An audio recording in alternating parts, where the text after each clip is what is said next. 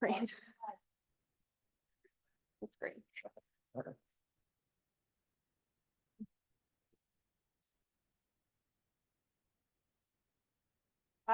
Yeah, he's a pretty bossy guy with that green light. All right. Waiting on you, Hector. You ready? Counselor Byers. She can't stay. Okay. Are you ready for me to open the meeting? Let me know. All right, thank you, Hector. Let's call the Talent City Council regular meeting of October 2nd to order. Roll call, please. Counselor Coley. Here. Counselor Panemra. Here. Counselor Greider is not present. Counselor Pestizo. Here. Counselor Byers is not present. Counselor Carter Miller. Here. And Mayor Ayers Blood. Here. Mayor Gill quorum. Thank you, Hector. Next item on the agenda is additions or corrections to the agenda. Anybody? All right, seeing none, we'll move on to community announcements. Staff? We have a few announcements. October 5th is the Harvest Festival coming up this Saturday. For more information, visit the organizer website at talentbusinessalliance.org. Looks like a great program. I'm looking forward to it myself. Next item is October 12th. The city is hosting an open house for the public to review the proposed changes to the parks master plan. It's from noon until 2 p.m. on October 12th in the City Hall lobby. Members of the Planning Commission and staff will be there to review the plan and answer questions. We're hoping for folks to come and give us their ideas about the plan. Vacancies on city committees and commissions. For a complete list of vacancies, visit the city's website at cityoftalent.org. The general election is coming up on November 5th. And in addition to all the national elections and fanfare, we have even more important elections here in Talent for the city council. We have 3 seats that are all competitive and encourage folks to mark their calendars and be sure to vote that day. Pardon?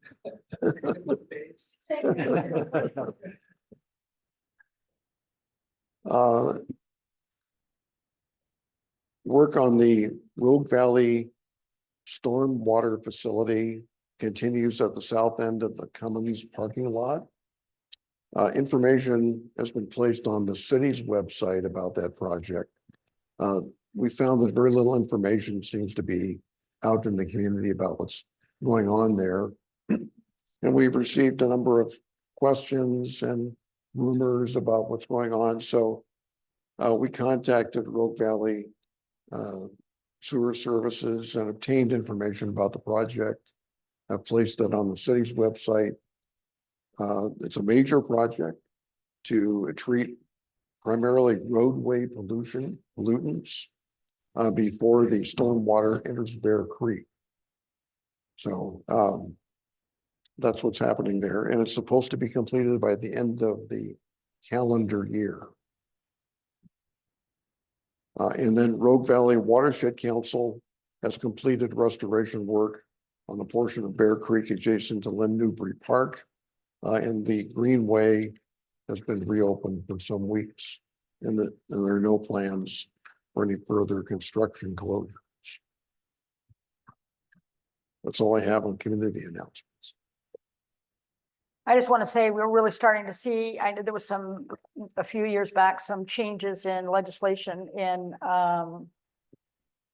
stormwater catchment. And boy, we are, I mean, you're looking at what you showed us on the Gateway project alone to try and catch in the corner of that property. It's pretty phenomenal to see it start to manifest. Yeah. Yeah, it's wild. Okay, the next item on the agenda is speakers heard on non-agenda items. Do we have any speaker requests for non-agenda items? Any in your email?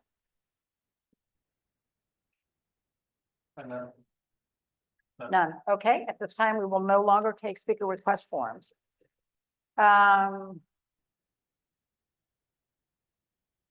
Next item on the agenda is department reports, 5.1 department reports. Staff? We don't have any specific department reports this evening. I do have a city manager's report. All right, 5.2 city manager's report. I wanted to report to you that the city did submit its community development block grant application last week. And it will be, reviewed by Business Oregon against the CDBG criteria. The application is for $1.4 million to acquire the property at 49 Talent Avenue for reutilization as a community resource center. Their schedule is to make announcements on award of grants by the end of November. So we should hear relatively soon. Also wanted to advise that we are in continuing correspondence with Oregon Housing and Community Services and their consultant ICF on the PEER project. We expect to have a grant award letter and a draft grant agreement within the next week. We've been providing the department and their consultant with a rather voluminous amount of information to demonstrate that we're not duplicating benefits, that the city's management is stable, that the city has an adopted budget. We have 5 years of audits that have been good, just a number of things that they've been requesting to get ready to actually make the grant award to the city. So that's coming along, and we're optimistic that's going to be within the next week or so. We'll get the grant award letter. We'll have the grant agreement on the council agenda. And then it may take several weeks thereafter for it to go through the state process of signatures. One of the things we're doing now is we are preparing a preliminary stormwater plan for the entire project, not only the Gateway site, but Gagnes Road and Wagner Extension. That's something that is a precondition of the final award, is to get that completed by the end of October.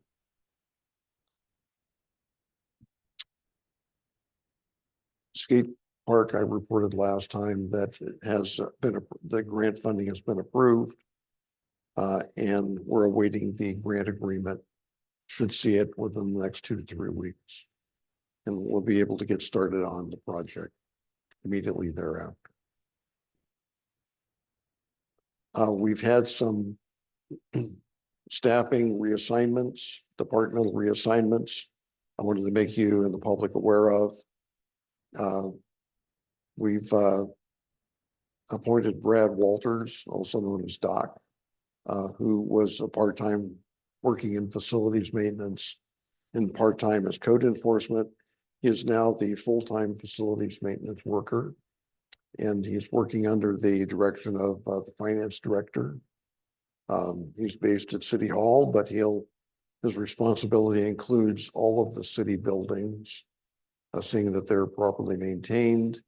He's working with the finance director to develop a maintenance schedule, the evaluation of the condition of each of the buildings, putting everything on a schedule, everything from fire extinguishers to rain gutters to HVAC systems, to make sure that they are all on a maintenance schedule and regularly attended to. Then the code enforcement duties have been reassigned to Amanda Rogers at the Talent Police Department. She's a records clerk at the department, has good experience in law enforcement. Is not a police officer, but is taking on this additional assignment. We think she'll do a great job in assuming the code enforcement function. So code enforcement complaints will now get referred over to Amanda at the police department. That's all I have. Thank you. Counselor Panama? Yeah, I just want to say, I so appreciate getting the facilities on a regular schedule. And the word that comes to my mind is clockwork. It's like, the city's starting to run like clockwork. And I really appreciate the leadership of you, Gary, and the finance director, and Doc and Amanda and everybody involved. That's awesome. Thanks. Starting to see some real operations improvements. It's really exciting. I also want to say, I also want to ask a quick question about the grant. I don't recall seeing this in anywhere of the plans, but do we have the ability that if we were granted the funds to buy that resource center, that it could convert to a resiliency center in an emergency? Is that something that would be able to build into lease agreements and things like that? Well, we could certainly do that. Yeah. The use as a community resource center is, we try to make it as loosely defined as we could. Yeah, I know that there are also grants that have been and may still be available to develop resiliency hubs. Yes, And it just might add value to the development of that property. you're absolutely right. And I just, it seems like a logical use. I know in a case of emergency, the city manager can do that anyway, but I think just having it as part of the plan would be really, really good. And then also congratulations to the city of town for 5 years of good audits. That's really, especially right now, when there's so many challenges with audits and that sort of thing around us. This is really something to be prideful about. It's a heavy lift. So thank you, Tessa DeLine, for your great work and keeping our books in good order and our reports very, very transparent. Consent calendar. Anything off the consent calendar, item number 6 that anybody wants to pull out for discussion? All right, seeing none, I'll entertain a motion. Member Coley, Councilor Coley. I move to approve the consent calendar. We have a motion and a second to approve the consent calendar. Is there any discussion? Hearing none, all those in favor, please say aye. Aye. Aye. Any opposed? Motion carries. Unfinished business. There is none. New business. There is none. Item 9, other business. 9.1 is a review of the look ahead. Staff? Okay, Hector, did the detailed look ahead get in the packet? Yes, it's Okay. you check. Oh, yes. You Okay. check. Thank you. Oh, here we go. Okay. I just didn't find it as. Okay, so you have the spreadsheet on the look ahead. And we're looking for any thoughts you may have on items that we need to fill back into this. We hadn't done the full spreadsheet for a while. We bring that back to you. It's not the big chart. We tried to make it more copier friendly.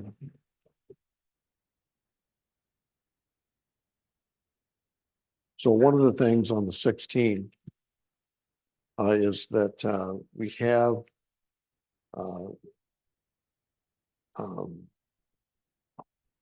we've worked with Salazar Architects to come up with a presentation on the 2 different concept plans for, as I see them, 2 different. There's some sub plans. The Walker Macy plan and the Salazar plan. Putting a presentation that kind of puts them up side by side so you can look at them. One of the questions that came as, from Pierre is, no, we're requesting the city develop a stormwater master plan, a stormwater plan. And that requires that we have some basis for determining what the impervious area of the gateway site would be, rooftops, paving. So we gave them the plan that has the most impervious coverage. But I think we need to be discussing again what concept plan we really want to put out there as a part of an RFP in the not too distant future.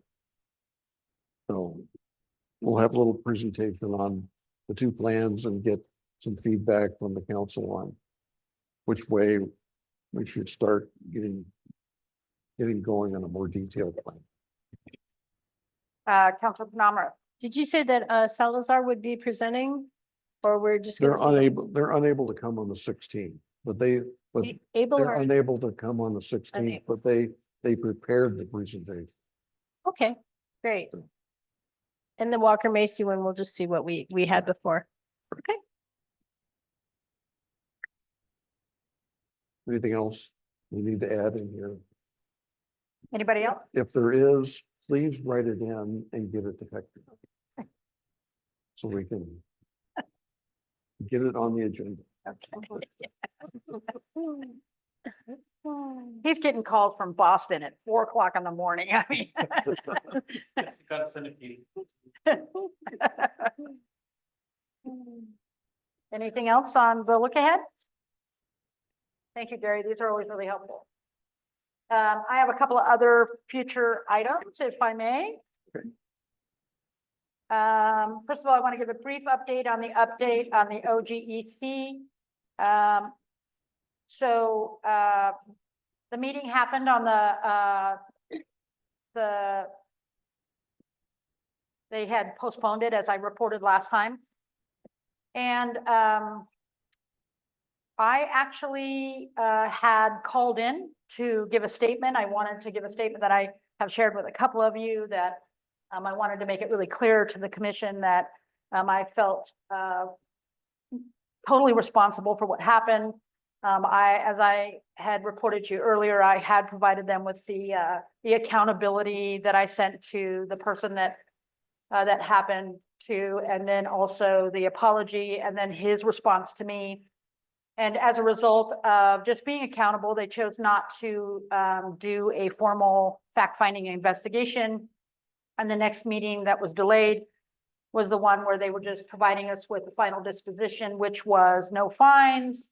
They were going to provide us with an education letter, just basically outlining, and you guys will probably saw the letter outlining the cases as we provided it to them, the accountability that I took, and then so we just received an education letter.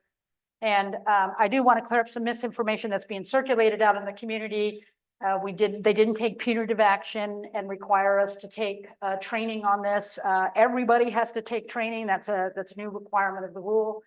And it wasn't a stipulation in the letter other than to just iterate that training is going to be required of everybody. I know that we had, but they have not, they still have not. I asked Daniel when I talked to him about putting me on eternal hold while I was waiting to make my statement. I asked him if they have completed a training course yet, and they still haven't. So do we have any indication when, if we're actually gonna have to take the training from OGEC, or will we be able to take that from a contractor? And I ask that because I know that it won't be long here before we have also new, you know, whatever the elections provide for us, that we'll probably need to get to that sooner than later. Do we have any indication about that? OEGC staff has advised me that they anticipate having their new training module available in January. And so January is a time when I think we'll be able to fulfill that along with probably every other elected official in the state, as I understand. So that's all resolved. And again, I just want to say that I did show up. The other piece of information is that I did a no-show and I was actually there, and Zoom put me in the waiting room. I got to listen to some delightful music for a long time, but I did talk to them afterwards and say, how come you didn't elevate me? And they said, we looked for you. And I said, I was there, and I showed them the timestamp and phone number that I dialed. They said it was the right one. So yeah, I don't know what happened there. I was really determined to make my statement. I wanted everybody to know that I felt bad, that it kind of affected everybody, and it was really a presiding officer thing. And I was bummed I didn't get to say that. They all seemed really surprised when we all showed up for the first one. Well, Susan didn't. She said, "There's my old." That's true.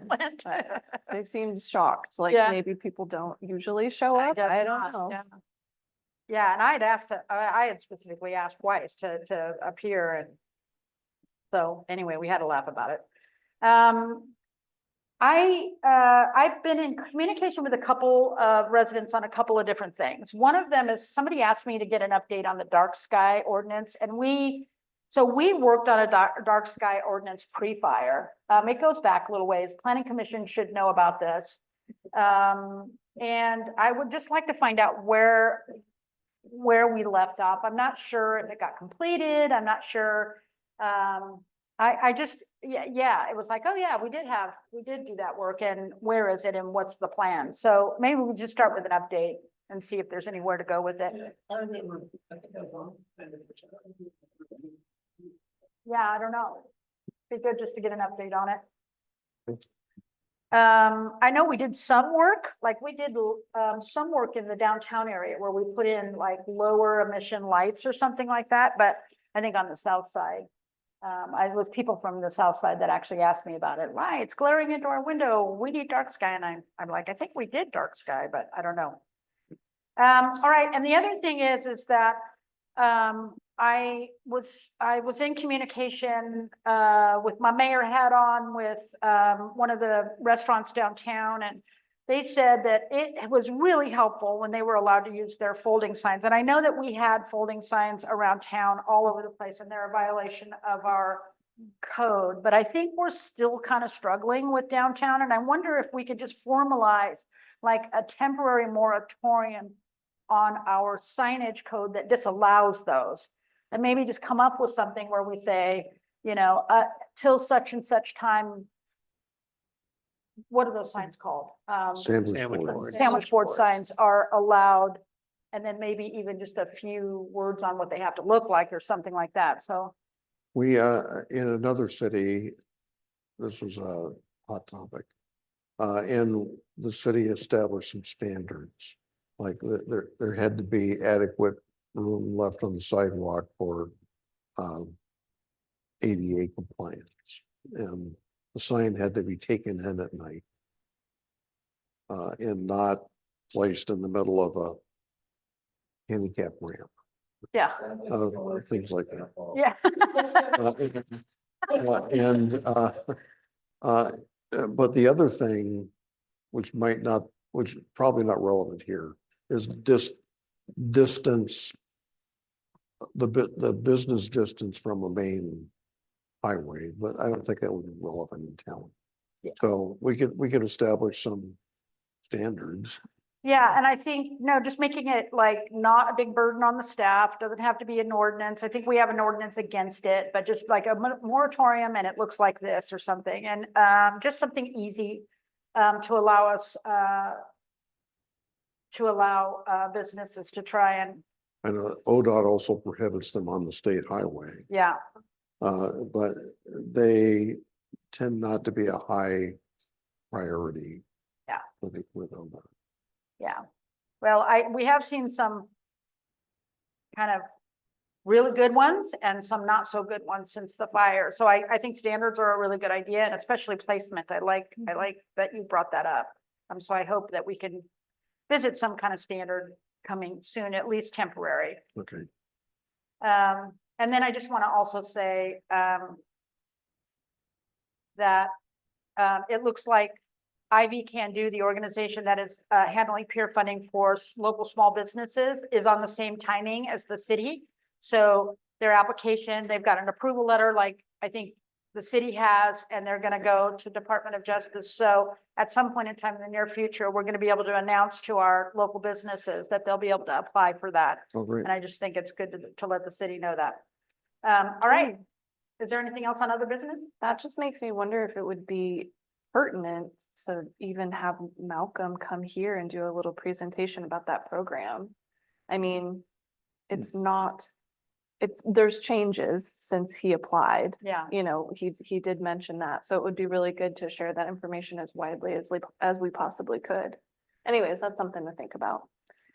I know that Telebusiness Alliance is inviting them to a forum that we're planning for, November.